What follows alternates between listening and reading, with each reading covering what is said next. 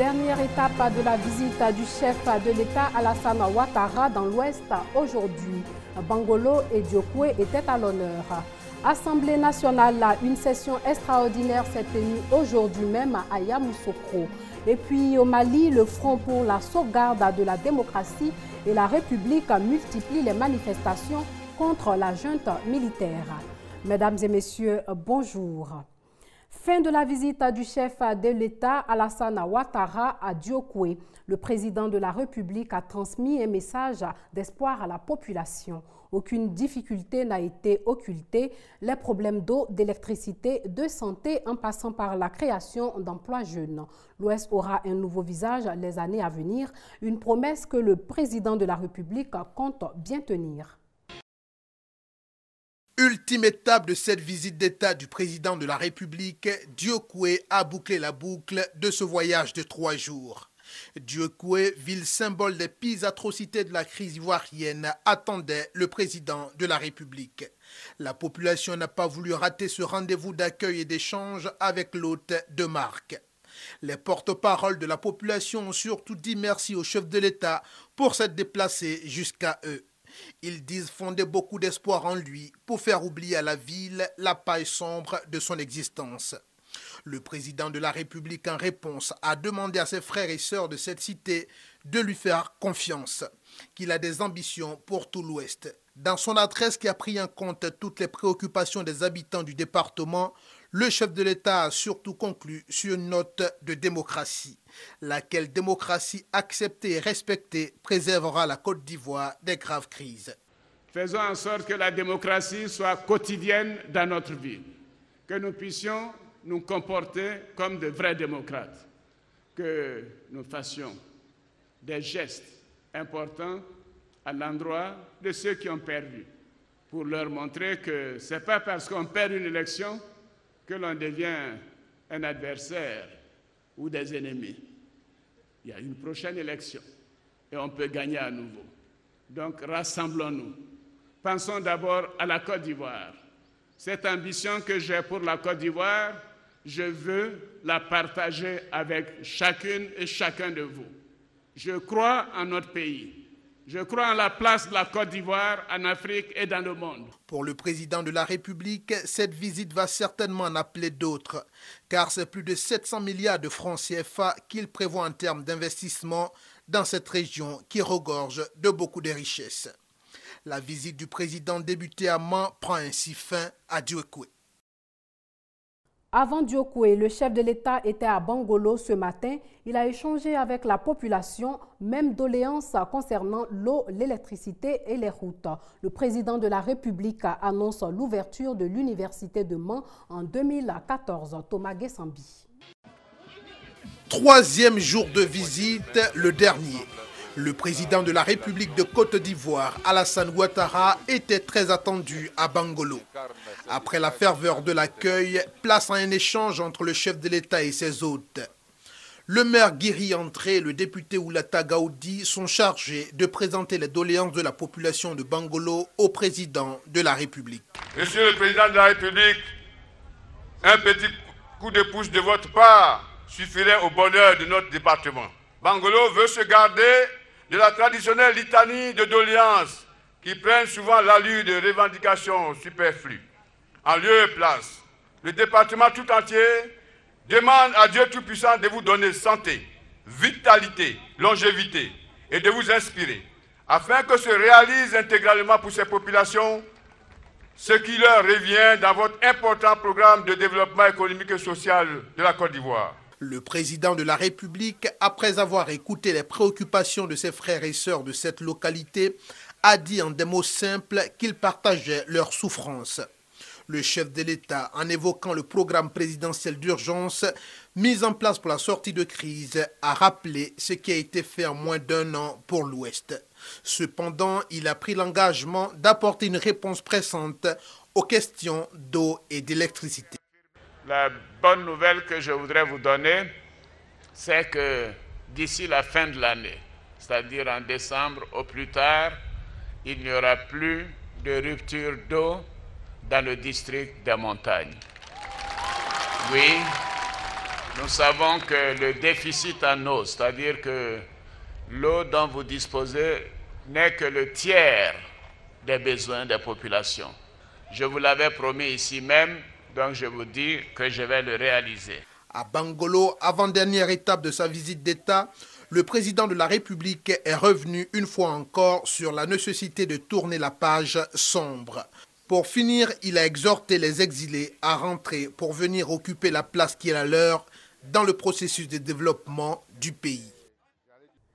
5 groupes parlementaires présentés aujourd'hui à la session extraordinaire de l'Assemblée nationale. Le RDR avec 136 députés, le PDCI 88 députés, l'UDPCI 9 députés. Des groupes parlementaires Dialogue 11 députés et Espérance avec 8 députés. Le bureau définitif de l'Assemblée nationale est composé, lui, de 10 vice-présidents, 12 secrétaires et 3 questeurs. 6 commissions permanentes ont aussi vu le jour. La première session parlementaire se tiendra le mercredi prochain à Yamoussoukro. Ultime voyage du maître du Didiga Zadi Zaourou. L'homme de culture a été inhumé samedi dernier dans son village Yakoli Dabou. Ses proches, la grande famille de la culture, des personnalités politiques lui ont fait leur adieu. Une séparation difficile racontée par notre reporter Franck Quadio. Yakoli Dabou. C'est ici, à 450 km d'Abidjan, que Zadi Zaourou repose désormais. Séparation difficile, son frère cadet Marcel a du mal à exécuter la traditionnelle aspersion du cercueil par l'eau bénite. À la messe de Requiem, quelques minutes plus tôt, ce samedi 21 avril, l'évêque de San Pedro tente d'apaiser la douleur des proches du maître. La mort n'est qu'un voyage, il faut plutôt prier pour le repos de celui qui part. Et quand c'est un poète, cela se fait au moyen de vers bien choisis. Chaque fois que sur cette terre de Côte d'Ivoire, un grand nom sonnera, c'est un nom qui est chanté.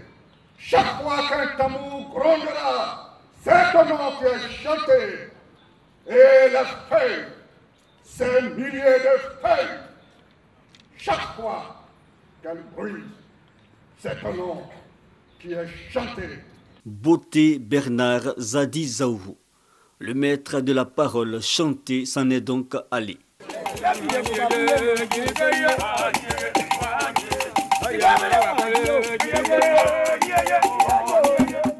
Une bibliothèque qui brûle. Mais ses cendres ne seront pas portées par le vent. Son œuvre restera plutôt dans les mémoires et les cœurs.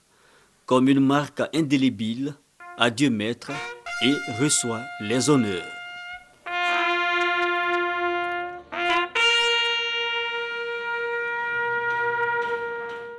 Le calendrier des examens scolaires à grand tirage connu. La directrice des examens et concours l'a communiqué aujourd'hui. L'examen du CEPE et le concours d'entrée en 6e sont prévus le 3 juillet. Les épreuves physiques et sportives se dérouleront du 21 mai au 1er juin. En France, François Hollande, candidat du Parti socialiste, remporte le premier tour de la présidentielle avec plus de 28% des voix. Nicolas Sarkozy, le président sortant, arrive en seconde place. Ils sont tous les deux nominés pour le second tour. Les Français et Françaises se sont rendus hier dimanche aux urnes pour le premier tour de l'élection présidentielle. 10 au départ, il n'en reste plus que 2. François Hollande, le candidat du Parti socialiste, obtient 28,6% et devance ainsi le candidat de l'UMP, Nicolas Sarkozy, qui lui est crédité de 27,3% de voix. Dans l'histoire de la 5e République française, c'est donc la première fois que le président sortant, candidat à sa propre succession, arrive en deuxième position. Autre observation sur le scrutin du 22 avril, la grande surprise, la percée du Front National. Marine Le Pen arrive en 3e position, contrairement aux différents sondages qui ne la comptaient pas dans le trio. La candidate du Front National obtient plus de 18% de suffrages, un score historique pour ce parti. Aussitôt révélés les résultats de ce premier tour que déjà la campagne pour le second tour est lancée. Pour la bataille finale, le candidat de gauche François Hollande reçoit le soutien de tous les mouvements de gauche. Quant à Nicolas Sarkozy, il pourrait bénéficier d'un report de voix en partie du Front National. 15 jours, c'est le temps que va mettre la campagne du second tour avec un rendez-vous obligé, le face-à-face des deux candidats prévu pour le mercredi 2 mai prochain. Les jeux restent donc ouverts et le duel Sarkozy-Hollande s'annonce tout simplement très serré. On se rend au Mali où la situation est toujours confuse. Le Front pour la sauvegarde de la démocratie et la République réclame le rétablissement effectif de l'ordre constitutionnel. Le Front pour la sauvegarde de la démocratie et la République maintient la pression sur les putschistes maliens. La coalition de partis politiques et d'associations multiplie des manifestations à Bamako pour réclamer le retour effectif à l'ordre constitutionnel au Mali. Le FDR dénonce des arrestations arbitraires opérées ces derniers jours par les putschistes. Nous demandons la fin des arrestations et des enlèvements des membres du FDR afin que nous nous concentrions toutes et tous à la reconstruction de ce grand Mali. C'est cela la priorité aujourd'hui, pas les arrestations et les intimidations. Le Soudan et son voisin du Sud, toujours à couteau tiré. Des avions bombardiers soudanais ont lancé aujourd'hui même un nouveau raid contre Bentiu, la capitale de l'État pétrolière sud-soudanais. Bentiu, ville frontière. De ce marché bombardé par l'aviation soudanaise, il ne reste plus qu'un tas de cendres. 2 chasseurs MiG-29 ont survolé la zone et ont lâché 4 bombes. L'explosion a tué au moins un enfant et a fait plusieurs blessés graves. Les civils tentent de fuir la zone, tandis que les forces armées du SPLA sont en alerte. Ici, on se dit prêt à en découdre. Encore dans les combats, à Eglig il y a quelques jours, les soldats assurent que le retrait de la ville située quelques kilomètres plus au nord n'a rien d'une défaite militaire. C'est un mensonge quand Khartoum affirme avoir capturé Eglig, car le jour de l'annonce d'Omar el-Béchir, nous avions déjà retiré toutes nos troupes de la ville. La frontière entre les deux États est jalonnée par les combats. Faute de trouver un accord sur le partage des richesses pétrolières, les installations sont capturées ou directement prises pour cible dans des destructions volontaires. Ce qu'ils veulent, c'est détruire notre raffinerie de pétrole. Tout simplement parce qu'ils n'ont aucune ressource. Ce pétrole, il appartient au Sud. À Djouba, le président Salva Kiir se dit disposé à reprendre la production de brut si un accord financier est trouvé avec Khartoum. Mais il affirme dans un même temps que ses soldats stationnés dans la région sont prêts à reprendre les armes à tout moment. Au nord, le président Omar el-Béchir promet quant à lui que les seules négociations avec le Sud se feront avec des fusils et des balles. Le Parlement birman siège sans Aung San Suu Kyi. L'opposante birmane a boudé la session inaugurale. Elle refuse de prêter le serment de sauvegarder la Constitution de 2008, un texte conçu par l'ancienne junte. C'est jour de rentrée parlementaire en Birmanie ce lundi. Les députés affluent dans la capitale administrative Naypyidaw.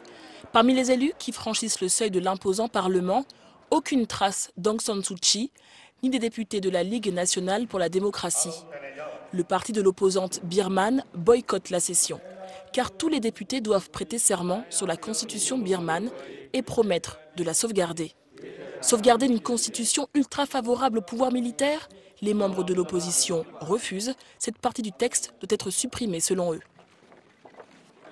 Le gouvernement est informé, nous irons au Parlement si nous obtenons ce que nous voulons. Le LND s'est lancé dans les élections parce que nous voulions participer au Parlement. On pourra résoudre ce problème par la loi. Cette décision jette une ombre sur les réformes démocratiques en cours dans le pays et intervient au moment où l'Union européenne a décidé de suspendre pour 1 an les sanctions contre la Birmanie, sauf l'embargo sur les armes. Un geste destiné à encourager le gouvernement birman sans relâcher la pression. Nous surveillons attentivement les événements d'aujourd'hui et les considérations d'Aung San Suu Kyi sur le Parlement. Et comme vous le savez, je me rendrai en Birmanie la semaine prochaine. Après sa victoire aux législatives le 1er avril dernier, Aung San Suu Kyi dispose désormais de nouveaux outils pour résister et transformer le paysage politique birman. Aux Pays-Bas, le Premier ministre a présenté la démission de son gouvernement minoritaire de centre droit à la reine Béatrix.